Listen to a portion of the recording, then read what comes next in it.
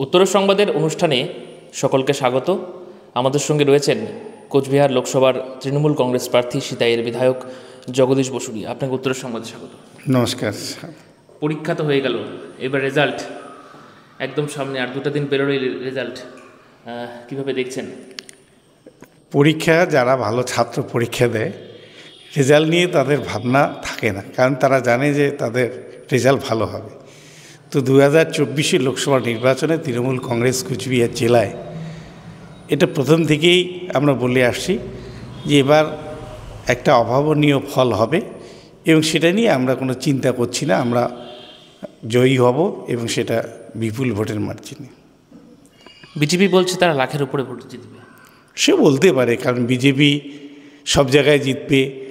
আপকি বার 400 পার মোদিবাবু বলছেন, এবং আমরা 2021 বিধানসভায় দেখেছিলাম আপকি বার 200 পার, শেষে 77-এর গণ্ডিতে ঠেকে গেছে। তো গোটা ভারতবর্ষ জুড়ে বিজেপি একটা ন্যারেটিভ তৈরি করার চেষ্টা করছে মানুষের মনে 400 পার 400 পার। কিন্তু বাস্তব অবস্থা আমরা যেটা দেখছি যে এবারের নির্বাচনে বিজেপি 200 থেকে 225 আসন তাদের পাওয়া মুশকিল, এবং বিভিন্ন চ্যানেল, বিভিন্ন মিডিয়া, বিভিন্ন সোশ্যাল মিডিয়া আমরা যে পরিসংখ্যানগুলো দেখছি, তাতে বিজেপির যত দিন যাচ্ছিল তত বিজেপি তাদের ভাষা, তাদের বডি ল্যাঙ্গুয়েজ তারা চেঞ্জ করছিল, এবং শেষের দিকে যখন তারা রাম মন্দির বা অন্যান্য সিএ ইস্যু যখন কাজ করছে না, তখন তারা সরাসরি সাম্প্রদায়িক কথা বলে, হিন্দু মুসলমান বলে। কংগ্রেস জিতলে, ইন্ডিয়া জোট জিতলে মানুষের, মহিলাদের কাছ থেকে মঙ্গলসূত্র কেড়ে নিয়ে মুসলমানদের দিবে, মুসলমানরা বেশি বাচ্চার জন্ম দেয়। এইসব কথা একজন ভারতবর্ষের প্রধানমন্ত্রী বলতে পারেন, এটা আমরা ভাবতেই পারি না। সত্যি অবাক লাগে যে আমাদের দেশের একজন প্রধানমন্ত্রীর মুখ থেকে আমরা এইসব ভাষা শুনি। তাই তারা হারের কিনারায় পৌঁছে গেছে, খাদের কিনারায় পৌঁছে গিয়ে তারা এইসব কথা বলছে। এবং আগামী 4 তারিখ কোচবিহার জেলায় বিজেপি তাদের পরিণতি কী হবে সেটা তারা নির্বাচনের কাউন্টিং শুরু হলেই বুঝতে পারবে। আচ্ছা, আমাকে একটা কথা বলুন তো, এবারে যে কোচবিহারে ভোট হলো কতটা সন্তুষ্ট? এবার তো অনেক শান্তিপূর্ণভাবে ভোট হয়েছে। কোচবিহারে যেভাবে ভোট হয়, বিভিন্ন সন্ত্রাস, ভোট লুটের ছবি দেখা যায়, বিশৃঙ্খলার ছবি দেখা যায়, সেভাবে কিছুই হয়নি কোচবিহারে। খুব সামান্য ঘটনা। কতটা সন্তুষ্ট? কারণ আমরা মানুষের প্রথম থেকে বলছিলাম যে আপনারা নিজের ভোটটাকে নিজে দেবেন। কোচবিহার মোবাইল বাজারে আপনাদের জন্য থাকছে দুর্দান্ত অফার। প্রতিটি মোবাইলের সঙ্গে পাবেন আকর্ষণীয় নিশ্চিত উপহার, এছাড়াও এক্সচেঞ্জ অফার, 0 ডাউন পেমেন্টে ফিন্যান্সের সুবিধা এবং ডিসকাউন্ট অফার। ঠিকানা কোচবিহার মীনা কুমারী চৌপথি। যোগাযোগ নাম্বার 9647655799। আমরা 2019-এর পর দেখেছি, 2021-ও দেখেছি যেভাবে কোচবিহার জেলা জুড়ে বিজেপি সন্ত্রাস করেছিল, এবং নির্বাচনে জেতার পর যেভাবে মানুষের বাড়িঘর ভাঙচুর, লুট, এমনকি আমার বাড়িও ভাঙচুর করা হয়েছে, আমার বাড়িও লুট করা হয়েছে। এবং 2021-এ যেভাবে বিজেপি সন্ত্রাস করেছে, অনেক বুথে আমরা এজেন্ট দিতে পারিনি। এবারে নির্বাচনে আমরা প্রথম থেকে সেই স্লোগানটা আমাদের ছিল যে আপনারা নিজের ভোট নিজে দেবেন, যে সন্ত্রাস করতে আসবে তার মোকাবিলা আমাদের করা হবে। তাই আমরা এবার কোচবিহার জেলায় প্রত্যেকটা বুথেই আমাদের ইলেকশন এজেন্ট ছিল, বরঞ্চ অনেক জায়গায় বিজেপি তারা নির্বাচনী এজেন্ট বুথে দিতে পারেনি, এবং মানুষ স্বতঃস্ফূর্তভাবে তাদের ভোটটা দিয়েছেন। এবং এর জন্যই আমরা বলতে পারি যে এবার কোচবিহার জেলায় মানুষ স্বতঃস্ফূর্তভাবে ভোট দিয়েছেন, এবং বিশেষ করে লক্ষ্মীর ভাণ্ডার যেভাবে মহিলারা ভোটের লাইনে দাঁড়িয়ে তাদের ভোটাধিকার প্রয়োগ করেছেন, তাতে আমাদের 100% আমরা আত্মবিশ্বাসী যে মহিলাদের একটা বড় অংশের ভোট আমাদের তৃণমূল কংগ্রেস পেয়েছে, এবং আমরা বহু ভোটের মার্জিনে কোচবিহার জেলা জিতব। বলছিলাম, কোচবিহার লোকসভার যে 7টা বিধানসভা থাকে, সেখানে সিতাই এবং দিনহাটা, এই দুটাতে ভোট শতাংশ অনেকটাই কম। কেন, কি মনে করেন? কোচবিহার এবং কোচবিহার জেলা সিতাই এবং দিনহাটায় সবচেয়ে কম শতাংশ। এটা কম হওয়ার কারণ হচ্ছে কিছু মানুষ যারা বাইরে গেছেন, যারা ইট ভাটায় কাজ করেন বা বিভিন্ন রং মিস্ত্রি কাজ করেন, তারা অনেকেই এই নির্বাচনে আসতে পারেনি। সেটা তো অন্য বিধানসভা হতে পারে, সেখান না, এখানের থেকে আমাদের যারা তৃণমূল কংগ্রেসের ভোটার আছে তারা 100% ভোট দিয়েছে। তারা কেউ বাড়িতে ছিল না, কারণ আমাদের কর্মীরা এমন একজনও বাড়িতে ছিল না যে ভোটটা দেয়নি, এমন কোনো তৃণমূল কংগ্রেসের কর্মী নেই। বরঞ্চ অনন্তপন্থী গেটারের অনেক লোক আছে যারা এবার হয়তো ভোট দিতে আসেননি বা তাদের নিশীথ প্রামাণিককে পছন্দ নয়। যেমন অনন্ত মহারাজ ভোটের সামনে বলেছিলেন যে তারা বিজেপির প্ল্যাটফর্মে নয়, তাদের প্রার্থী পছন্দ নয়, অনেকে তারা আসেননি। তো এইভাবে আমাদের যারা তৃণমূল কংগ্রেসের ভোটার তারা প্রত্যেকেই ভোট দিতে এসেছেন এবং কিছু মানুষ বাড়িতে ছিলেন না, যারা আসতে পারেননি তারা ভোটটা দেন, বাকি সব লোক ভোট দিয়েছে। রাজ্য জুড়ে তো ভোট হলো এবং সদ্য সমাপ্ত সপ্তম দফাও শেষ হলো, কি মনে করছেন রাজ্য জুড়ে 42-এ তৃণমূলের কী রেজাল্ট হতে পারে? আমরা খুব আশাবাদী এবং যেভাবে মানুষ আমাদের সাড়া দিয়েছে যে বিজেপি ডাবল ডিজিট ক্রস করতে পারবে না। আমরা 34 থেকে 35টা আসন আমরা এবার পশ্চিমবঙ্গে পাব এবং আমাদের যে দলীয় সার্ভে এবং আমাদের সর্বভারতীয় সাধারণ সম্পাদক অভিষেক বন্দ্যোপাধ্যায় তিনিও নির্বাচনের পর বলেছেন যে আমরা যেভাবে এবার মানুষের সাড়া পেয়েছি তাতে আমরা 35টার মতো আসন আমরা এবারে নিশ্চিত জিতব এবং কেন্দ্রে যে ইন্ডিয়া জোটের সরকার তৈরি হবে, সেকেন্ড লার্জেস্ট পার্টি হিসাবে তৃণমূল কংগ্রেস কেন্দ্রে আত্মপ্রকাশ করবে এবং তৃণমূল কংগ্রেস ইন্ডিয়া জোটকে সমর্থন করবে। আমাদের দলনেত্রী সে কথা বলেছেন, সেটা বাইরে থেকে হোক অথবা ভিতর থেকে হোক, আমরা ইন্ডিয়া জোটকে সমর্থন করব।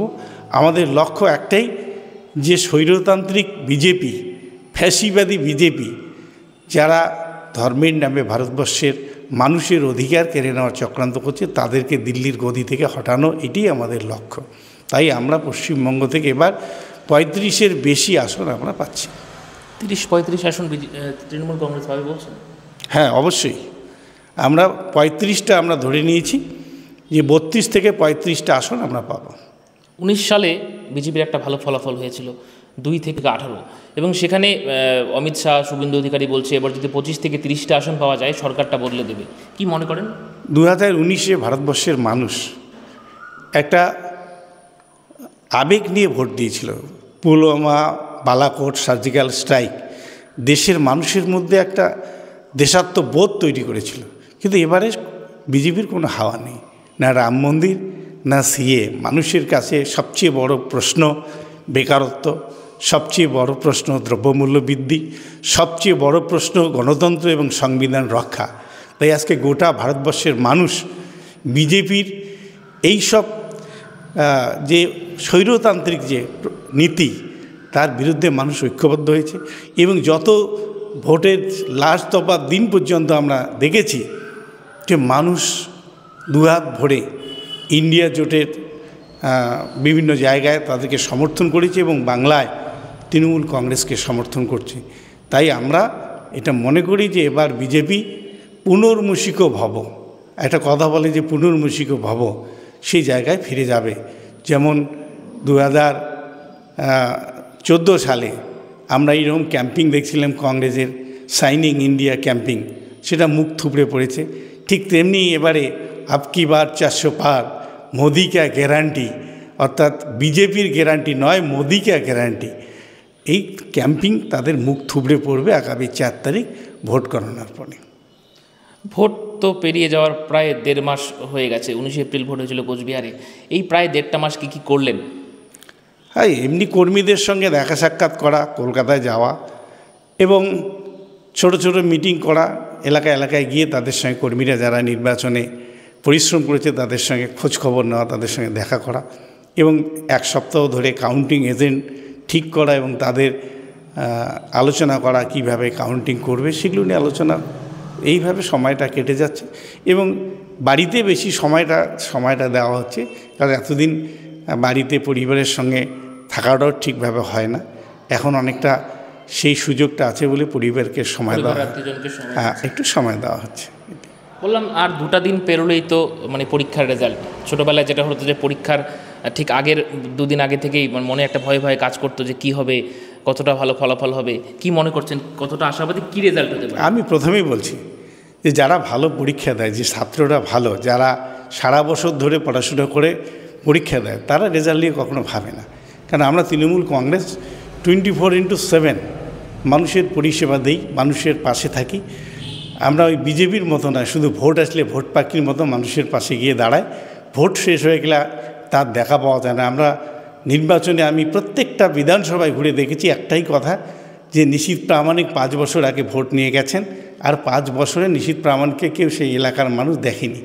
অতএব আমরা সারা বছর ধরে পড়াশোনা করেছি এবং আমরা হোমওয়ার্ক করেছি, যার ফলে রেজাল্ট আমাদের আশাপ্রদই হবে সেই নিয়ে আমরা ভাবি না, কারণ আমাদের কোনো টেনশন নেই, আমরা ভালো রেজাল্ট করব এটাই আশা। যদি আপনি যেতেন কোচবিহারের জন্য প্রথম কোন কাজটা করবেন? আমি প্রথম যে আমার কাজে কুচবিহারের মানুষের একটা জ্বলন্ত সমস্যা অনেক দিন ধরে আছে, সেটা হলো তোরসা নদীর দ্বিতীয় সেতু, যেটা নিয়ে খুব অনেক দিন ধরে আমরাও ব্যক্তিগতভাবে সমস্যায় ভুগি, যে একটাই মাত্র কুচবিহার শহরে ঢোকার ব্রিজ, বিশেষ করে মাথাভাঙা, দিনহাটা, সিতাই এইসব এলাকার মানুষ যখন কুচবিহার শহরে যান তাদের এই তোরসা ব্রিজের উপরেই নির্ভর করতে হয়। তো আরেকটা ব্রিজের জন্য অনেক দিন ধরে তোরসার দ্বিতীয় সেতু নির্মাণ কমিটি কাজ করে যাচ্ছেন, এবং তারা দিদিকে বলো ফোন নাম্বারের মধ্য দিয়ে তারা মুখ্যমন্ত্রীকে আবেদন করেছেন। মুখ্যমন্ত্রী সেটাকে ডিএমকে এবং পিডব্লিউডিকে তারা পার্সু করেছেন, এবং আমার প্রথম কাজ হবে যে তোরসার দ্বিতীয় সেতু যেটা আমরা করার জন্যে আমাদের এলাকার লোকেদের দাবি সেটা যাতে করতে পারি, এবং আরও অনেক কাজ আছে যেটা আমরা বিগত 5 বছর ধরে আমরা কেন্দ্রের বিভিন্ন কোনো উন্নয়নমূলক কাজ, বিভিন্ন স্কিম আমরা বিশেষত কুচবিহারের মানুষ পাইনি, এবং মন্ত্রী থাকাকালীনও কুচবিহারের মানুষ কোনো কেন্দ্রীয় স্কিম থেকে আমরা বঞ্চিত। সেই কেন্দ্রীয় স্কিমগুলো বিশেষ করে নদীবাঁধ, ব্রহ্মপুত্র বোর্ডের আন্ডারে অনেক নদী আছে, তারপরে আমাদের বাকি যে নদীবাঁধগুলো আছে যেগুলো মানুষ প্রতিনিয়ত সমস্যায় পড়ে। এই যে বর্ষাকাল এলেই মানুষের মধ্যে একটা আতঙ্ক তৈরি হয়, তোরসার ভাঙন, জলঢাকা কালজানি নদীর ভাঙন, মানসাই নদীর ভাঙন, তিস্তার ভাঙন, এই যে বিষয়গুলো এগুলো নিয়ে একটু প্রায়োরিটি দেওয়া দরকার, যে মানুষকে অন্তত বসবাস করার মতো, তাদের কৃষিজমি রক্ষা করার মতো প্রায়োরিটি যেন আমরা দিতে পারি। এই কাজগুলো আমাদের করতে হবে। এছাড়াও পানীয় জলের কাজ চলছে, সেটা দ্রুত গতিতেই শেষ হবে, এবং আগামী দিনে যেভাবে আমাদের চিকিৎসা, শিক্ষা সব কিছুই, কারিগরি শিক্ষা সব কিছুই আমাদের কুচবিহার জেলায় হয়েছে, এবং সেটার আরও মান যাতে উন্নততর করা যায় সে ব্যাপারে চিন্তা ভাবনা করি। ভোটের পর মুখ্যমন্ত্রীর সঙ্গে কোনো কথা হয়েছে, কোনো পরামর্শ দিয়েছেন, কোনো কথা? না, আপাতত এখনও সময় হয়নি, উনিও ব্যস্ত আছেন, কারণ ওনারও সমস্ত জায়গায় প্রচার করতে হচ্ছে, যার ফলে এমনি অন্যান্যদের সঙ্গে কথা হলো, মুখ্যমন্ত্রী বা অভিষেক ব্যানার্জির সঙ্গে এত ব্যস্ততার শিডিউলের মধ্যে কথা বলার সময় হয়নি। ভোট পর্ব শেষ হয়ে গেলে আমরা অবশ্যই কথা বলব। তাহলে কুচবিহার আসন যথেষ্ট আশাবাদী? অবশ্যই 100% আশাবাদী। আমি প্রথম দিন যা বলেছি আজকেও তাই বলছি। অসংখ্য ধন্যবাদ। প্রিয় দর্শক, আমরা কথা বললাম সিতাইয়ের বিধায়ক, কোচবিহার লোকসভা কেন্দ্রের তৃণমূল কংগ্রেস প্রার্থী জগদীশ বসুনিয়ার সঙ্গে। তিনি জয়লাভ নিয়ে অনেকটাই আশাবাদী, এবং তিনি জয়লাভ করলে কোন কাজটি আগে করবেন তিনি বিস্তারিত আমাদেরকে জানালেন। উত্তরের সংবাদের পর্দায় সকলকে ধন্যবাদ আমাদের এই সাক্ষাৎকার অনুষ্ঠানে। বিভিন্ন খবর দেখতে চোখ রাখবেন উত্তরের সংবাদের পর্দায়। আপনাদের সঙ্গে ছিলাম আমি মিল্টন।